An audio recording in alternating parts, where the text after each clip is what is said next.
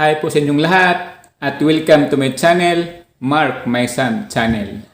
Ako nga po pala si Teacher Mark at sa hindi pa po nakakakilala sa akin, isa po akong public school teacher sa probinsya sa Bohol.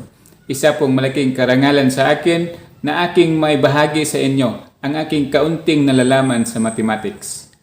Disclaimer lang po, hindi po ako magaling sa math, pero baka ang aking kaunting nalalaman ay makatulong po sa inyo. Kaya sana patuloy niyo pong panoorin at suportahan ang aking mga video. So, huwag na nating patagalin pa. Let's get started.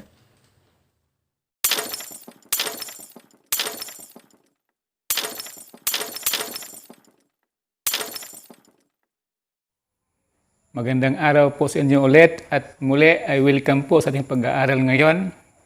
Ang ating pong topic ngayon na pag-aaralan ay solve word problem involving partitive proportion. So bago po yan, atin munang babalikan yung 3 types of proportion. So the 3 types of proportion are the direct proportion, which is if the quantity or the one quantity increase, the other quantity also increase. Or if one quantity decrease, the other quantity also decrease. So that is the direct proportion. The second is inverse proportion. Inverse proportion is the opposite of direct proportion because inverse proportion, if one quantity increase, the other quantity decrease. Or if one quantity decrease, the other quantity increase. The third one is partitive proportion. Partitive proportion is ito po yung mayroong isang buo na pinaghati-hati. So upang atin pong maintindihan kung ano itong partitive proportion, magbigay po tayo ng mga halimbawa. So ito po ang halimbawa ng partitive proportion. One day, Dale and Joy's mother gave them 150 pesos for their snacks at the ratio of 2:3. How much did each girl receive? So, meron po tayong dalawang bata nito, si Dale at si Joy. At saka yung kanilang mami ay nagbigay ng 100 pesos para sa kanilang snacks sa kanilang dalawa. Ang kanila pong ratio ay 2:3. So, ang ating pong tanong, magkano raw yung matanggap ng dalawang bata? Magkano ang matanggap ng bawat isang bata? Ito po ang ating solusyon. So, the ratio is 2:3. Ito po yung kay Dale at saka Joy. Yung 2 po ay kay Dale at saka yung 3 ay kay Joy. Kasi po, yung nauna po si Dale at yung pangalawa ay si Joy. Kaya yung 2 kay Dale yun at saka yung 3 naman kay Joy. So, meron na tayong ratio na 2:3. So, equals tayo. The total of money is 150. So, yun po ang ating formula. 2:3 equals 150. So, ngayon, para po ating makuha kung magkano ang natanggap ng dalawang bata, magkano ang natanggap ng bawat isa, atin lang pong i-plus yung dalawang ratio. Yung 2:3, atin lang pong i-plus yan. Ito. Sa atin pong pag-plus, lagyan natin ng n. Kasi po, yung n po ang nagrepresenta kung magkano ang kanilang na-receive. So, yung 2 maging 2n. Tandaan po natin, yung n dyan, yun po ang mag-represent kung ilan yung kanilang natatanggap. So, 2n plus 3n equals 150. So, yun po. Mag-plus na po tayo. So, 2n plus 3n equals 5n. Kasi po, 2n plus 3n magiging 5n. So, 5n. So, equals the total 150. So, meron tayong 5n equals 150. Ngayon po, atin pong aalisin yang 5 na yan. Dapat yung matira dyan, yung n na lang. So, kopyahin natin yung 5n then equals, kopyahin din yung 150. Tapos, yung 5n, lagyan natin ng denominator na 5 para ating ma-cancel. So, ito po, kasi po, yung nasa taas 5, 5 din po sa baba upang ating ma-cancel yung dalawa. Tapos, kung ano pong ating inilagay dito sa kabila, yun din po ang ating ilagay dito sa kabila. So, 150 over 5. Ngayon, cancel po natin yung 5. Yung natira ay yung n na lang. So, copy yung n equals, kopyahin natin yung 150 over 5. Tapos, 150 over 5, it indicates division. So, atin yang i-divide. Kopyahin muna natin yung n. Tapos, equals 150 divided by 5 equals 30. So, yung value ng n is 30. Yung ating formula kanina na 2n plus 3n equals 150, yung value ng n na 30, atin po yung i-substitute doon sa n na nasa ating formula. So, yung 2n, yung n dyan, palitan natin yung value niya na 30. So, maging 2, kasi po sila magkatabi, yun po ay multiplication. So, yun, 2 times 30. So, plus, yung 3 naman, at saka yung value ng n na 30. So, yun, 3 times 30 equals 150. So, yun, meron na. Yung 2, kinapin natin. Tapos, lagay natin yung value ng n na 30. Then, plus, yung 3, kinapin din natin. Tapos, pinalitan natin yung value ng n na 30, then equals 150. Ngayon, 2 times 30 equals 60 plus 3 times 30 equals 90, then equals 150. So, plus na tayo. 60 plus 90 equals 150 equals 150. So, proportion yan. Tama ang ating ginawang solusyon kasi po 150 equals 150. Sakali po hindi 150 yung total dito sa kabila, hindi po tama yung ating ginagawang solusyon. Dapat po kung ano yung total na 150, yung ating ginawa kanina ay dapat 150 rin. Halimbawa kung ito ay 149, so mali yung ating solusyon. So ito kasi po pareho silang 150, so ibig sabihin tama ang ating ginagawa. So ngayon, ang pera na natanggap ni Dale ay 60. Tapos, yung pera naman na natanggap ni Joy ay 90. Kung ating pagsusumahin yan, yun po ay aabot sa total na 150. So, ang 150 na pinaghati-hati nilang dalawa sa ratio na 2:3, so, yung natanggap ni Dale is 60 at yung kay Joy ay 90. So, yun po. Ganun po ang pagkuha ng partitive proportion. Ngayon, magbigay pa po tayo ng ibang halimbawa upang ating lubos na maintindihan itong partitive proportion. So, ito po yung halimbawa natin. 3 numbers are in the ratio of 2:5:7. If their sum is 504. What are the 3 numbers? Ang problemang ito, kung atin pong makita, ay parang masabi natin na medyo mahirap. Kasi po, alamin natin yung ano yung tatlong number. Pero kung atin pong pag-iisipan at lagyan ng kaunting pag-iisip, yun po ay ating malalaman. Kasi madali lang po yun na kunin. So ito, sa ating example, mayroon daw tatlong number.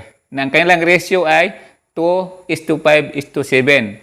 Ano daw yung tatlong number na yon? So ito yon. Para ating makita, atin pong i-solve ito. So ito po yung ating formula. Ang ating ratio, 2:5:7. So equals 504. So, at yung ratio na 2:5:7, atin lang po yung A+. Lagyan natin ng n. So, yung 2 magiging 2n plus 5n plus 7n. So, equals 504. So, yun. Meron na tayong formula. 2n plus 5n plus 7n equals 504. So, yung sum ng tatlong ratio is 410n equals 504. So, copy tayo. 410n equals 504. Then, yung 4n, lagyan natin ng denominator na 410 para ating makancel. Then, sa kabila din, lagyan din natin ng 410. Ngayon, cancel natin yung 410. So, ang natira n, so kopyahin natin sa baba. So, equals, kopyahin din natin yung 504 over 410.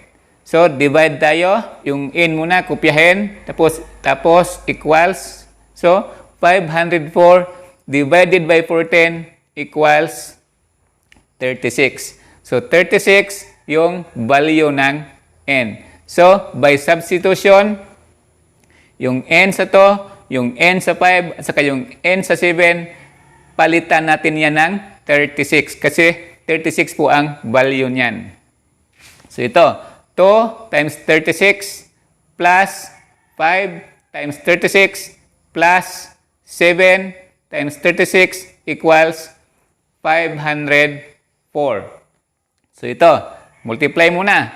36 times 2 equals 72 plus 36 times 5 equals 180 plus 36 times 7 equals 252 equals 504. So, ngayon, yung tatlo na yan, atin yang i-plus. 72 plus 80 plus 252 equals 504 equals 504. So, pariha sila. Ibig sabihin, tama ang ating solusyon. Ngayon, the first number is 72 and the second number is 180 and the third number is 252. Yun po yung tatlong number na ating hinahanap ng kanilang sum total is 504. Kung i-plus natin yan, total yan ng 504. So, by the ratio of 2:5:7, nakita natin kung ano yung tatlong number. So, yun po. Ganun lang po kadali ang mag-solve ng partitive proportion. Ito ngayon, tanong, paano kung hindi ibinigay yung total number? Kasi po, kung ibinigay yung total number, ganun lang yung ating gagawin. Equals lang natin yung total number. Paano kung yung total number ay hindi ibinigay at yun ang hinahanap? So, ito po, magbigay po tayo ng example. Ito. A certain amount of money is divided among Rio, Kim, and Leo in the ratio of 5:7:3. If Leo gets 24 pesos, how much is the total? So ito, ang hinahanap po dito ay yung total number sa kanilang tatlo. Meron po dito si Rio, si Kim, at si Leo. Sila pong tatlo ang maghati-hati ng pera. Kung ilan yung pera, hindi pa natin alam kasi po ito po yung hinahanap sa problemang ito. Pero alam na po natin kung ilan ang natanggap ni Leo, which is 24,000. So ito po, paano po yon isosolve? Ganito po. Isusulat lang natin yung kanilang ratio, 5:7:3 equals question mark kasi hindi pa natin alam yung total money. Itong 5, ito po si Rio kasi siya po yung unang binanggit. Rio, Kim, and Leo. So yung 5, kay Rio yon. yung 7 naman kay Kim, at yung 3 kay Leo. Ngayon, para ating makuha yung total number nila, atin pong lagyan ng n yung kanilang ratio. So, yung 5 magiging 5n plus 7n plus 3n equals question mark. So, yung Kaleo na 3n, palitan natin yan ng 24,000. Kasi po, yun po yung kanyang pera. Wala na po tayong hahanapin ni Leo kasi nandun na po yung kanyang pera. Nandun na po yung kanyang share na 24,000. So, yung 3n niya, palitan natin ng 24,000. So, ito po, 5n plus 7n plus 24,000 equals question mark. Ngayon, ang atin pong gagawin, atin pong kukunin kung ano yung value ng n ni Leo. Again, atin pong kukunin kung ilan yung value ng n ni Leo. So, ito po, yung kay Leo ang ating solve. So, Leo equals yung n niya. Kukunin natin yung value ng kanyang n. So, n equals 24,000 divided by 3. Kasi po, 3 yung kanyang ratio. At saka yung kanyang natanggap is 24. So, ang ating gagawin, 24 divided by 3. So, n equals 8,000. So, ang value ng n ni Leo is 8,000.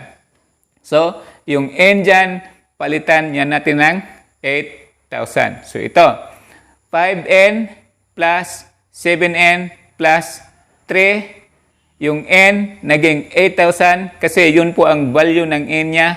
So, magiging 8,000 times n equals question mark. Ngayon, kung ang n ni Leo, yung value ng n ni Leo ay 8,000, yung value ng n ni Kim at saka ni Rio ay 8,000 din. So, yung kanilang n, palitan natin ng 8,000. So, ito po ang nangyayari. 5, yung 5n, nawala yung n, pinalitan natin ng 8,000 kasi yun po ang value ni Leo at saka yung value ni Leo nga n, yun po ang kanilang value lahat. So, 5 times 8,000 plus 7 times 8,000 plus 3 times 8,000 equals question mark. So, ngayon, times muna tayo. 8,000 times 5 equals 40,000 plus 8,000 times 7 equals 56,000 plus 8,000 times 3 equals 24,000. So, meron na po silang kanya-kanyang share. Yung ka Rio is 40,000. Yung ka Kim is 56,000 plus kay Leo which is 24,000. Pag sumadahin natin lahat yan, 40,000 plus 56,000 plus 24,000, yun po ay 120,000. So, the total money is 120,000. Ito po ang sagot sa hinahanap ng ating problema, how much is the total number. So, itong 120,000, ito po ang pinaghati-hati nilang tatlo sa ratio na 5:7:3. Yung natanggap po ni Rio is 40,000, ang kay Kim naman is 56,000, at yung kay Leo is 24,000. So, the total is 120,000. So, ganun lang po kadali paano isolve ang partitive proportion. So, hanggang dito muna. Sa susunod nating video ay atin namang pag-aralan ang tungkol sa percent. Ngayon, kung meron ka pong katanungan sa topic na ito, i-comment mo lang sa comment section at tiyak yun ay ating pag-uusapan. Muli, maraming salamat sa inyong pakikinig at panonood. At kung hindi ka pa nakasubscribe sa aking channel, parang awa mo na, mag-subscribe ka na. At pakipindot na rin yung notification bell para maging updated ka sa susunod na video.